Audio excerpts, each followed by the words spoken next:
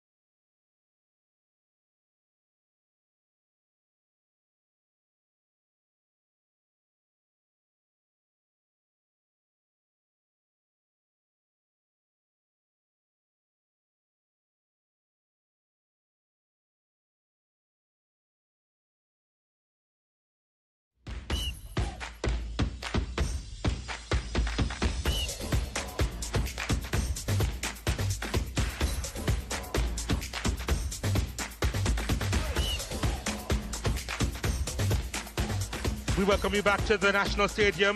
We're just about 50 minutes away from kickoff here for this Ray Nephew Jamaica Premier League final. And our top analysts are on the field looking to give their predictions, I suppose, in the end, but also speak about the keys to the game as both Cavalier and Mount Pleasant, they seek victory. Leger, what's happening, brother? Yeah, thank you very much for that, Donald. And, you know, I had to bring a very, very special guest with me. Of course, he's always here for me, especially for these big occasions. And I told him to dress dapper. I expected him to match what I was doing, but unfortunately he came to outdo me. Just as one of these teams, both of these teams, will be looking to outdo their one another here tonight, here at the National Stadium. And of course, we came with some keys for you. But this time we twisted it a bit. This time we're going with player versus player. And of course, the first matchup we're starting with, in my opinion, Dwight, the two best players in the playoffs so far this season. Dwayne Atkinson, I think he's a standout, but Clifford Thomas not far behind. No, certainly not far behind. And I'm a coach who loves the CDM. I mean, I think I build a team around a CDM, and he's the perfect one. In fact, I always say about my CDM, they should be pessimistic, always thinking where things could go wrong. And what that does is to help their positioning. Thomas positioning perfect. Even when he goes forward to help Mount Pleasant in attack, he's always positioned, ready to snuff out the danger wherever it comes from Mount Pleasant. Positioning expert, and his intelligence, great for that. So I think that's going to be good. Thomas Atkinson, though, I don't feel Atkinson will go up against anyone that he feels is going to make it difficult for him. So yes, he's an attacking midfielder, which you expect to go up against Thomas, but I think if he sees a soft underbelly somewhere else, he'll go for it. And it could be in areas where McCullough, if he's right back, he might look to go there. Or if Bailey's weak, he'll look to go there. Yeah, you know, you're dead on. And Dwayne Atkinson, obviously, he started as a winger. He has done this before. But what he does well is drift into those wide areas, create those overloads, and create from practically any position, especially on the transition. And speaking of the transition, we have to speak about wingers, direct wingers. Franco Celestine. I think we mentioned these two players being the players of the playoffs. Franco Celestine might be the newcomer of the playoffs, 16 years old. What he has been doing in these playoffs is quite outstanding. But tonight, he will be up against, I would say, the best left back in all of the Jamaica Premier League, Christopher Ainsworth. What do you make of that matchup? Well, I think it's two young players, great players. Pete didn't like the fact that I use Celestine and Atkinson in the same sentence, and I give him his due. He's right with that. But for me, it's going to be a really big matchup. 16 years old, really great talent. I think what makes the difference here is that they're two left-footers going up against each other. And just bear with me football-wise here. The right footer up against the left footer makes it a little bit easier when he goes across the body. Now, Atkinson coming up against, or Ainsworth coming up against a right footer, easier when it goes across the body. Celestine, when he goes across, the ball will be on the other side, and he will be between man and ball. That's going to be interesting. I look at Ainsworth 2-4 goals, which means he likes to go forward. Will he do that? Will he be given the license to do that? I know Dwayne Allen will cover a lot for him and stuff, but we'll have to wait and see how Cavalier deals with that. But for sure, it's going to be interesting to see how Ainsworth play up against a left footer who is tricky, but a left footer up against a hugely talented left back. And you know, this is why I would have brought in a coach into the discussion, Dwight Jeremiah, expert coach, and we're going to speak about coaches now. Another reason why I brought them in, Theodore Tapper Whitmore, Rudolph Speed, two of the best in the country, coming up against each other in the third consecutive final. What do you make of that matchup? Well, you know, we can't argue against them being two of the best in the land. They've been here, and they're back here now 3 times in a row. I've often said, your plan is as good until it reaches enemy lines. And a lot of times, coaches win matches, teams win matches with in-game changes. Speed has done that. When I ask him which area of Mount Pleasant armor has a soft underbelly tonight, he says, yeah, we'll wait and see when the game starts. So he's going to look for that. Topper has a good lieutenant with him in Ferguson, who is his tactician, and he's going to have to come to the party tonight. So I think it's going to be in-game changes that are going to win the game for these coaches tonight. The coaching staff that spots and make the adjustment timely and correctly wins the game tonight. I don't think it's so much the tactics that goes into the game. Well, you heard it from the expert. I'm just here passing on information. It's been great. Thank you so much for tuning into another season, not only of the Jamaica Premier League, because of a big game coming up, but also keys to the game. Don't worry, he will be coming back. And of course, I'll have my trusty Dwight Jeremiah here with me as well. Thank you very much for your time. And when we come back after this break, we'll be going back to the Jamaica Premier League Finals for 2024-2025. Stay tuned.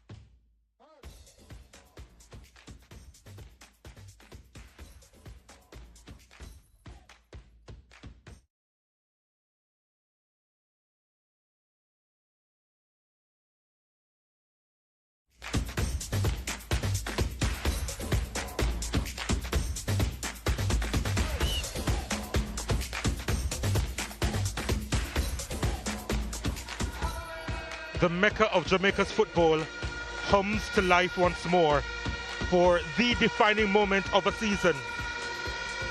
The Royal Navy Premier League has tonight its ultimate crowning moment and conclusion. A familiar rendezvous, some may call it deja vu, but once again, it's Cavaliers white against Mount Pleasant blue.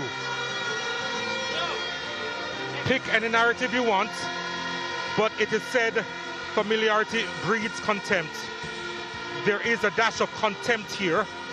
Just before the playoffs got underway, Cavalier called out Mount Pleasant for breaking the transfer market rules, but the team from St. Anne was cleared of the main charges against them, and up until this moment, Cavalier believe that Mount Pleasant's reprieve was an incorrect interpretation of the rules.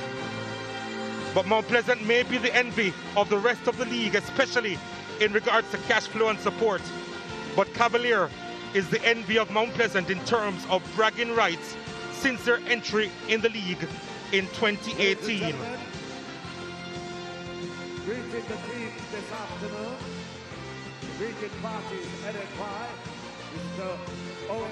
It's a massive greeting party out there. Richard King, of course, will be introducing his team to that party as the crowd, the spectators, tune in. Chantel Hill from Sunshine Snack. the thing about Mount Pleasant is that they have a winning record against every single team in the Jamaica Premier League with the exception of one, and that's Cavalier. They've only won 5 in 22 with 8 losses in the process. I suppose if Mount Pleasant is Superman, Cavalier is your kryptonite. We also have in the lineup representative of the sponsor. Well, Mount Pleasant, they do have a lot of support in the stands, I can tell you that. So the irony is that this national stadium could very well be their fortress of solitude.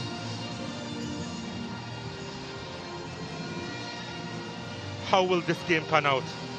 That's the question. That's the massive question tonight.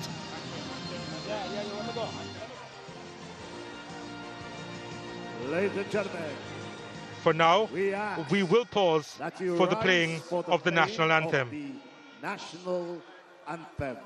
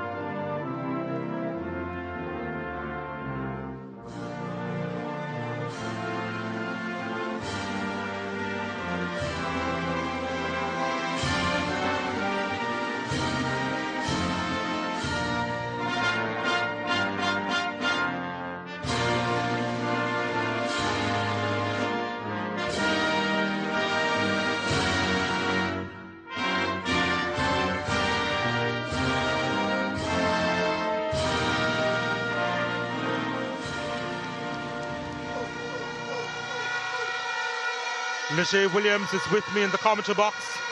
All shenanigans have now been put to the side.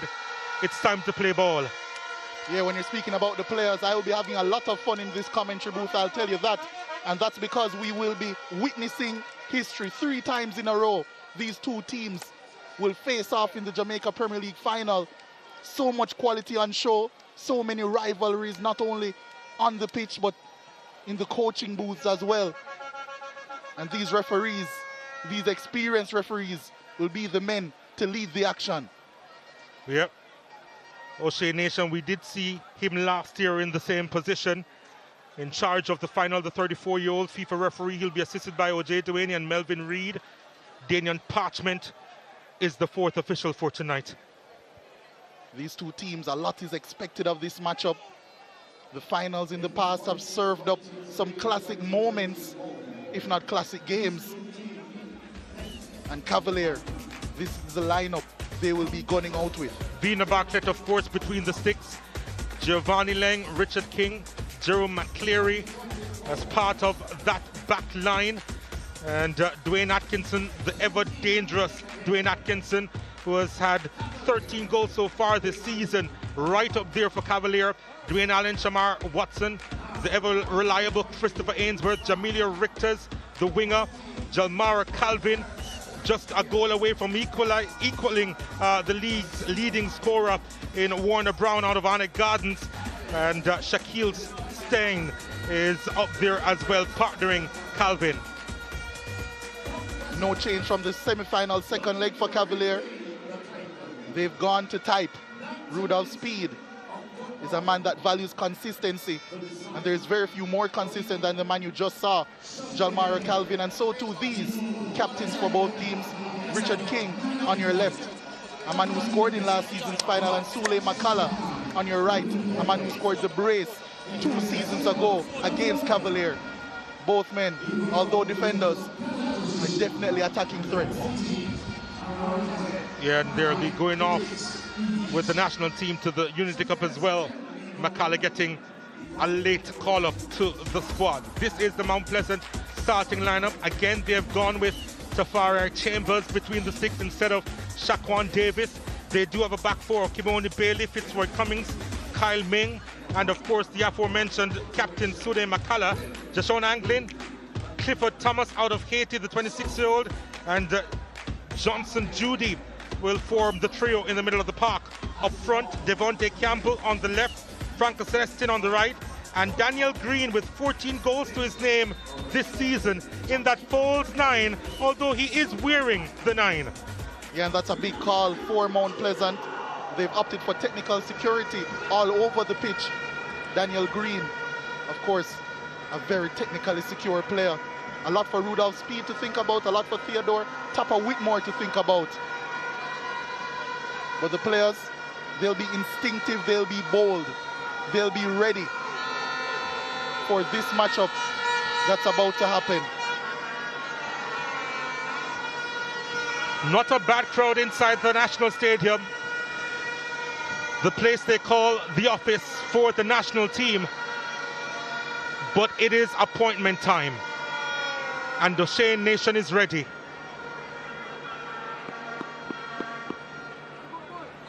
And we are on the way. Mount Pleasant with the kickoff.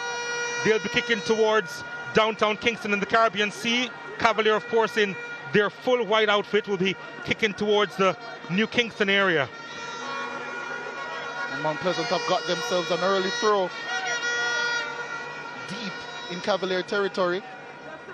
Kimoni Bailey, a 10-goal man this season, now playing most of his football at left back, will be the one to take it. Looks as if it may be a long throw.